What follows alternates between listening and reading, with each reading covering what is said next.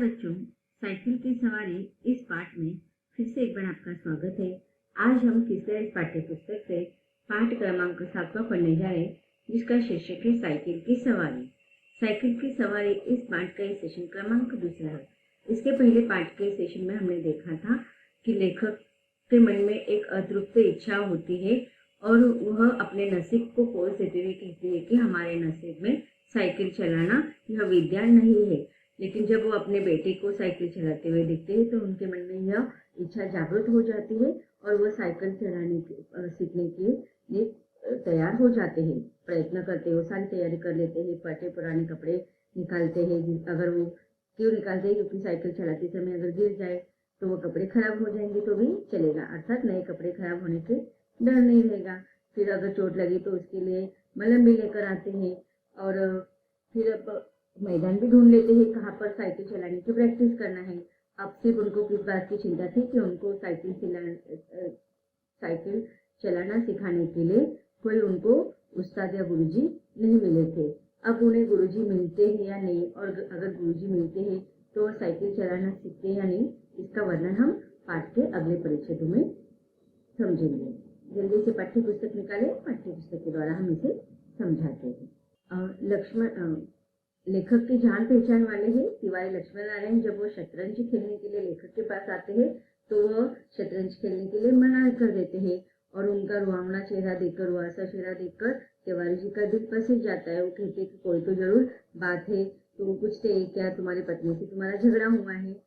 हमने कहा, अर्थात लेखक ने कहा, तिवारी भैया क्या कहे, सोचा था लाओ साइकिल की सवारी सीख ले, मगर अब कोई ऐसा आदमी नहीं दिखाई देता जो हमारी सहायता करे। बताओ है कोई ऐसा आदमी तुम्हारे ख्याल में? तिवारी जी ने हमारी तरफ बेबसी की आंखों से ऐसे देखा मानो हमको कोई खजाना मिल रहा है और वे खाली हाथ रह जाते हैं। बोले, मेरी मानो तो रोग न पालो, अब इस आयु में साइकिल पर चढ़ोगे और यह भी कोई सवारियों में सवारी है कि डंडे पर उकड़ू बैठे हैं और पांव चला रहे हैं। अजी लानत भेजो इस ख्याल पर, आओ एक बाजी खेले। अब देखिए तिवारी जी को उनकी यह बात पसंद नहीं आती कि साइकिल भी क्या इस उम्र में कोई सीखता है, और ये भी क्या साइकिल सीखना उससे अच्छा कि कोई बड़ी कार सीख लो या कोई अन्य चीज सीख लो। वो साइकिल सीखना एक आम बात है, तो उसमें क्या इतना ही करना है। वो थोड़ा उनकी तरफ नजरअंदाज करते हैं और उनको शतरंज खेलने के लिए कहते हैं। फूंका जाता है, मुंह फुलाकर हमने कहा, भाई तिवारी हम तो जरूर सीखेंगे, कोई आदमी बताओ। आदमी तो ऐसा है मगर वह मुफ्त नहीं सिखाएगा, फीस लेगा, दे सकोगे? कितने दिन में सिखा देगा? यही 10-12 दिनों में। और फीस क्या लेगा हमसे? औरों से 50 लेता है, तुमसे 20 ले लेगा हमारी खातिर। हमने सोचा 10 दिन सिखाएगा और 20 दिन फीस लेगा। 10 दिन 20 रुपए, 20 रुपए 10 दिन, अर्थात 2 रुपए रोजाना, अर्थात 60 रुपए महीना, और वह भी 1-2 घंटे के लिए। ऐसी 3-4 ट्यूशनें मिल जाए तो 250-300 रुपया महीना हो गया। हमने तिवारी जी से इतना कहा कि जाकर मामला तय कर आओ, मगर जो में खुश हो रहे थे कि साइकिल चलाना आ जाए तो एक ट्रेनिंग स्कूल खोल दे और 300-400 रुपए मासिक कमाने लगे।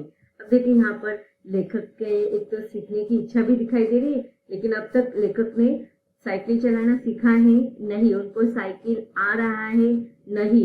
लेकिन देखो जैसे साइकिल की फीस देने के लिए वो क्या करने लगे कि कितना पैसा लगेगा, कितना खर्च होगा, और फिर वो सोचने लगते कि मुझे जब साइकिल सीखना आ जाएगा ना तो मैं साइकिल का एक ट्रेनिंग स्कूल खुलवा दूंगा जिससे मुझे 300-400 रुपए महीना आराम से मिल जाएगा। अब देखिए यहाँ पर लेखक का थोड़ा हमें व्यंग्यात्मक और तीखे व्यंग्यात्मक बात बता रहे हैं खुद वो अपने और से कि किस प्रकार से मनुष्य का स्वभाव होता है। जब भी वो उसके पास जो नहीं होता है ना उसके बारे में वो सोचता है। अब लेखक ने साइकिल चलाना नहीं सीखा था, फिर भी वो कहाँ की बात सोच रहा है कि वो साइकिल उसे बहुत अच्छी से आ रही है और उसने खुद का एक साइकिल का ट्रेनिंग स्कूल खोल दिया है।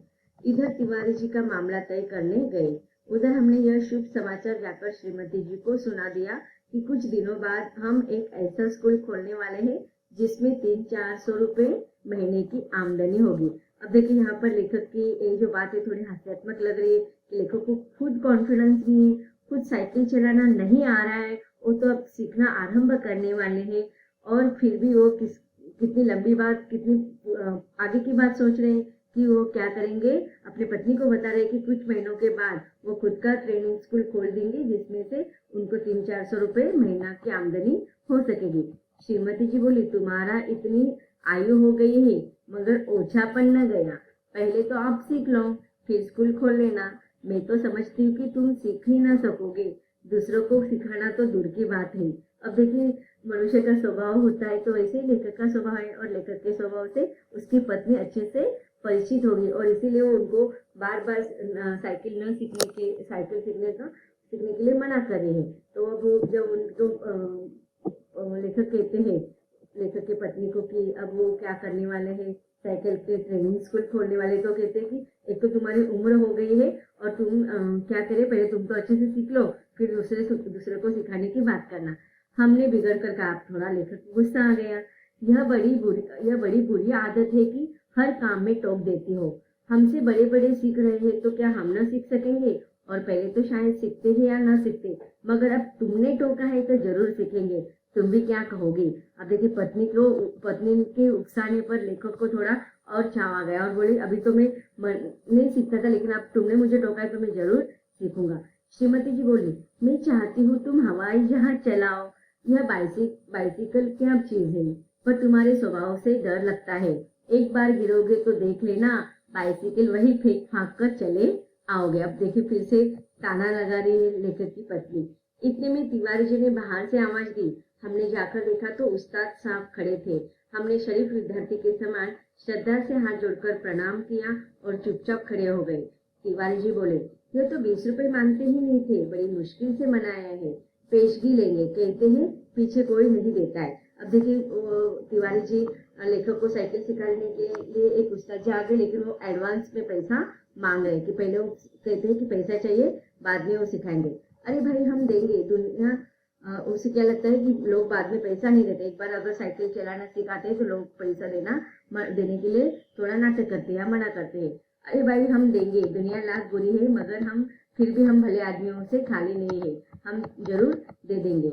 हमें चलाना सिखा दो, फिर देखें हम इनकी क्या क्या सेवा करते हैं। मगर उस्ताद साहब नहीं माने, बोले फीस पहले लेंगे, और यदि आपने नहीं सिखाया तो फीस लौटा देंगे, और यदि फीस न लौटाई तो। इस पर तिवारी जी ने कहा, अरे साहब, क्या यह तिवारी मर गया है? शहर में रहना हराम कर दूंगा, बाजार में निकलना बंद कर दूंगा, फीस लेकर भाग जाना कोई हंसी खेल नहीं है। अब यहाँ पर तिवारी जी उसको लेखक को बताते हैं कि तुम पहले उसका फीस दे दो, कोई डरने की बात नहीं है।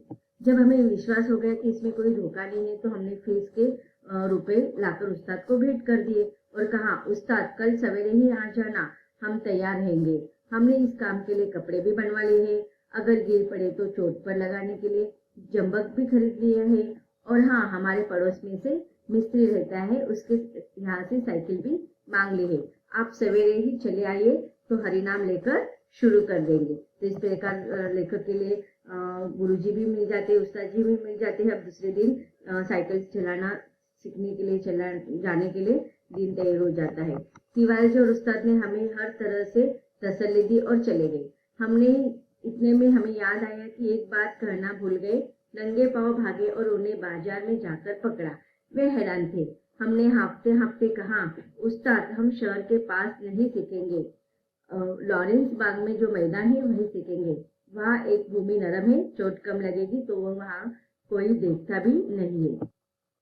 अब देखिए, सब निश्चित हो जाता है कि कब जाना है, कैसे जाना है, सब लेकर तैयारी कर लेते हैं। लेकिन एक बात बताना भूल जाता है कि साइकिल सीखना कहाँ पर है, तो वो भूल जाते हैं, इसलिए वो वैसे ही दौड़ जाते हैं, नंगे पांव भाग जाते हैं, और लेकर उनको उस्ताद जी को, तिवारी को पकड़ लेते हैं और कहते हैं कि कहाँ पर जाना है साइकिल सीखने के लिए, वो जगह उनको बता देते हैं। उसके पीछे क्या कारण था, लेखक ने लॉरेंस बाग के जो मैदान है वहीं पर सीखने जाने के लिए क्यों निश्चय किया था, क्योंकि वहाँ की जो भूमि थी वह नरम थी, और अगर गिर भी जाते तो वहाँ पर चोट लगने की कम चांसेस थे, तथा वहाँ पर लोगों का आना जाना कम था।